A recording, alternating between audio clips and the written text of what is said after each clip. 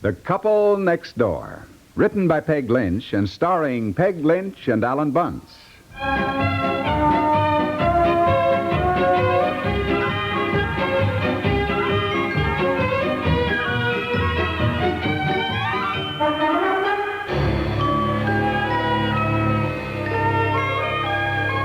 Morning, here I am. Hi, dear. Wondered where you were. I woke up early. Thought I'd go for a little walk in the woods. Honey, doesn't the lake look beautiful with the... Come on, doesn't the lake look beautiful with the sun just coming up? Oh, just beautiful. The air smells so fresh out here, doesn't it? How'd you sleep? Oh, like a top. Yeah, me too. You know, honey, this was a brilliant idea of yours. How'd you ever think of it? I don't know. I guess because we were staying in that room over Madge and Charlie's garage, I thought, well, if we have to live in a garage, why don't we live in our own? Yeah. Actually, I realized the garage was really more finished than our house was, Yeah, so... you know, the ways of builders are certainly mysterious. If they had put the work into the house there instead of doing so much on the garage, maybe we'd be living in the house by now. Oh, honey, now let's count our blessings. We're out here anyhow. I can keep an eye on the work each day, and I'm getting kind of a kick out of living in the garage, sort of a challenge, like playing house when you're little. Yeah. Well, thank heaven we at least have electricity. Yeah, now listen, when you get to work, call a phone company and tell them to come out and put in our phone. I mean, the wires are all up, won't be any job, you know. Golly, kind of fun roughing it, huh? Yeah. Isn't it, though? Isn't it? Yeah. Mommy! We're outdoors here, Betsy, watching the sunrise. Oh, you'll have to drop her at school today. I didn't have time to make arrangements for the school bus to pick her up out here yet. Then she can get off at Mary Lou's house this afternoon, and you pick her up and bring her home. By next week, we'll be on a schedule. I'll have the phone in, won't feel so isolated, Yeah, I suppose Charlie's right, We'll have to pick up a second-hand car someplace. You'll have to have one. Well, I don't need anything fancy, dear. Mommy, where's the bathroom? Betsy, Mommy told you all about that last night, Mom. We have no plumbing that works yet. Mr. Dibble has to arrange all that for Where us. am I going to take a bath? Mommy has a tin wash tub that I picked up. Tin wash tub? I'm not going to take a bath in a tin wash tub. Now, you look here, young lady. Aren't we moving into the house today? Why, no, dear. It may be weeks before we get into the house. I thought we were just staying in the garage overnight just for fun. Why, no, dear. I mean, it is fun, but we...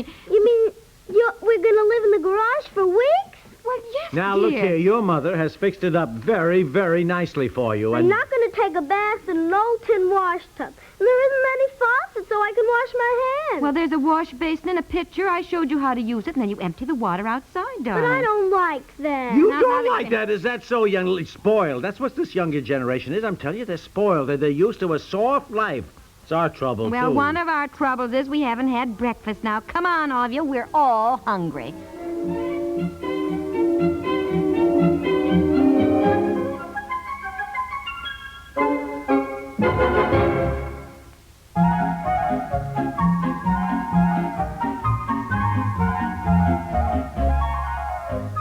Now, you eat your breakfast, young lady. You hear? And I don't want another word of complaint out of you. Honey, don't get yourself in such a state. Well- None of my friends live in a garage. Well, we aren't going to be living in the garage forever, Betsy. Sometimes I wonder if we parents do the right thing. I think we give our children too much. I really do. They just don't appreciate it. No, but I don't suppose that's their fault, dear. Betsy, don't you realize that there are millions of people all over the world who don't even have a nice new garage to live in? They probably don't want to. That is not the point I'm making. Dear, now children do not comprehend that sort of thing anyhow. When I was little and didn't eat something on my plate, Mother would say I should think of the starving Armenians. Well, it didn't mean a thing to me. No child understands the tragedy. I don't care. Just the same, Betsy should realize how fortunate she is. Mommy and Daddy are going to a lot of expense to give you a lovely home with woods and a beautiful lake. Daddy? And being out here is something Mommy and Daddy have dreamed of because we want you to have... Are you listening to me? Yes, I was just watching the snake. All right, but you listen... What did she say? I don't know, dear. I'm getting the coffee. I said I was just watching the snake over here. Betsy, don't move. Now, don't move.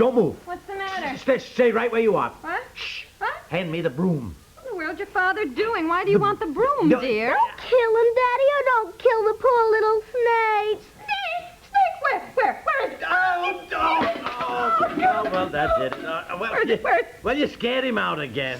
Snakes? Well, honey, this garage is near the stone wall, so I suppose the garage doors are on the ground level. Now, look, snakes come in. Don't worry. We won't have them when we get into the house. Oh, gee, then maybe it'll be fun to live in a garage if we have snakes. All right, now sit down, darling. Sit down. You look white as a sheet. Look, I'll never mind the coffee pot. I'll pick it up. I guess it's done for. Why don't you like snakes, Mommy. They're cute. Just eat your breakfast now, Betsy, please. Well, morning. Good morning, Mr. Dibble. Well, come on in. Yeah, I would have knocked, but seemed kind of silly with such a big front door. We just had a snake in here, Mr. Dibble. Hey, now, did you? Well, probably harmless. I wouldn't worry about it. Mommy's scared of them, but I'm not. I think they're cute. Mommy's not scared of them, dear. I was just surprised. Well, that's country life for you. Got to get used to it. Say, see the morning paper? Paper? No. We got to arrange to have it delivered out here, I guess. Well, some news in it this morning. Don't look so good. Oh, what? Something new happened in the Middle East, or what? Well, I don't know, but something new's happened right here in the southwest. Right across the road, as a matter of fact. Across the road? You mean across the road from us? Here? Yeah. Seems there's considerable talk about putting in a pig farm. Pig farm? Yeah. A pig farm? What's a pig farm? It's where they raise pigs. They can't do that. This is a residential area. It's zoned. Well, 'tain't on the other side of the road. I mean, that's your city limits on the other side. Well, I don't understand. I never heard of a pig farm. Is that bad? Is that bad? Are you 500, 1,000, maybe 2,000 pigs? I don't know how many they have, but even 500. Can you imagine 500 pigs squealing and the noise, the smell? Yeah, probably feed 'em garbage. Well, not much you can do unless you go around the neighborhood getting up a petition. But there aren't a lot of people around here to sign a petition yet. Even the ones who have bought lots haven't started to build yet. Yeah, 'tis a problem. Well, didn't mean to start your day off wrong, but thought you ought to know. Yeah. Thank you, Mr. Dibble. A pig farm. What's the matter with that, Daddy? I love pigs. Oh, eat your breakfast.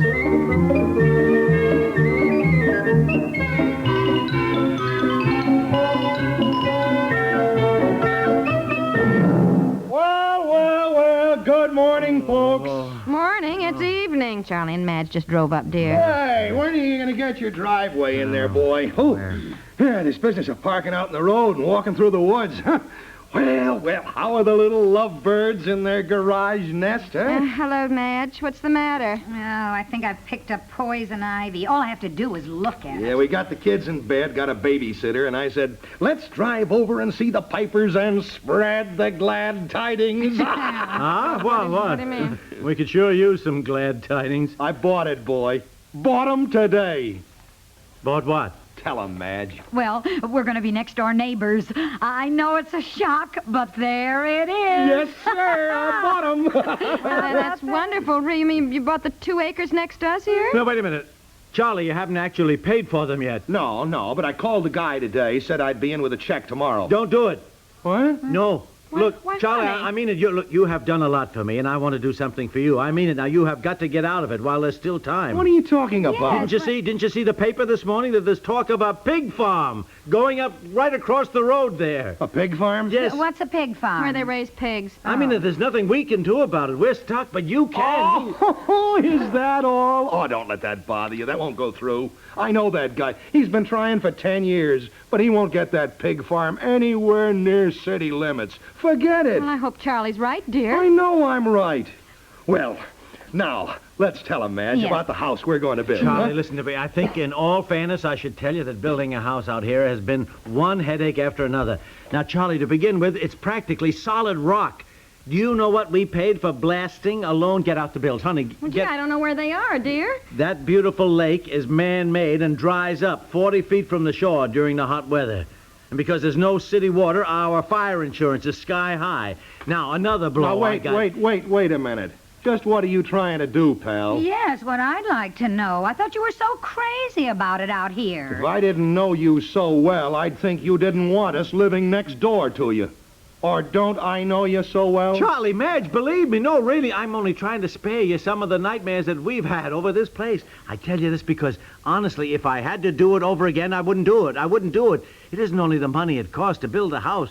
You should see what I've handed out to lawyers, Charlie. Lawyers alone in title searches and legal entanglements with banks and contractors.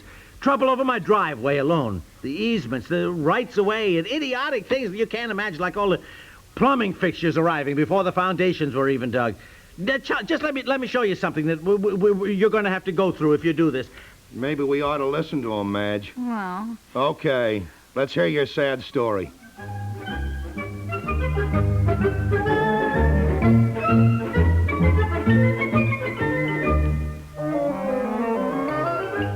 And Charlie, now, Madge, look, that is what I have spent up to date on the house, and it isn't even finished. Yeah. Mm-hmm. You didn't tell them about the concrete all falling out of the foundations when the forms broke because they didn't have enough snap ties. Oh, yeah, I forgot that. Concrete poured out all over the ground when the forms broke because they didn't have enough snap ties. Yeah, that had to be hauled out before it got hard, or that it would have had to get a jackhammer to break it up, and that would have cost a fortune. And we had to get a backhoe to haul it out. Yeah, and who paid for the backhoe?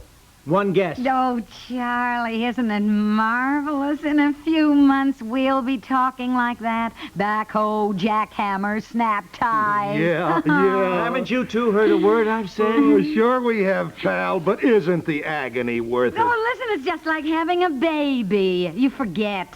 Oh, Charlie, come here and look at that view. Oh, yeah. The moon shining on the lake.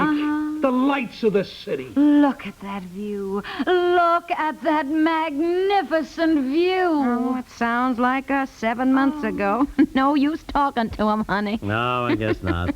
And I guess it is worth it. Okay, Madge, Charlie, welcome to the League of Penniless but Hysterically Happy Home Builders.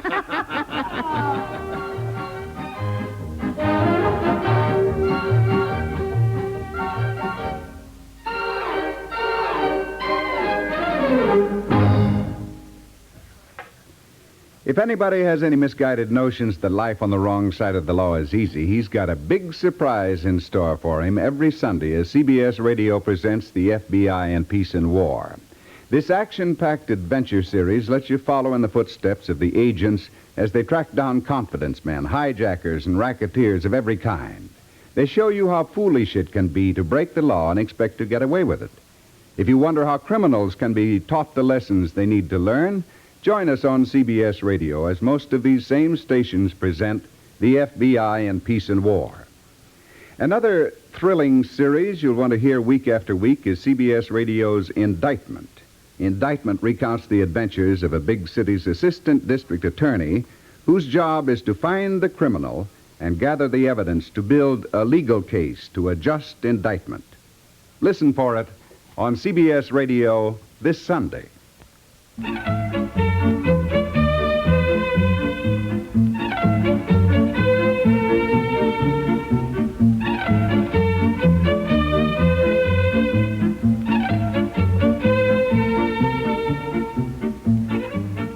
The Couple Next Door is written by Peg Lynch and stars Peg Lynch and Alan Bunce, with Francie Myers, Audrey Christie, Don Briggs, and John Shelley, and is produced by Walter Hart. We invite you to listen again Monday to The Couple Next Door.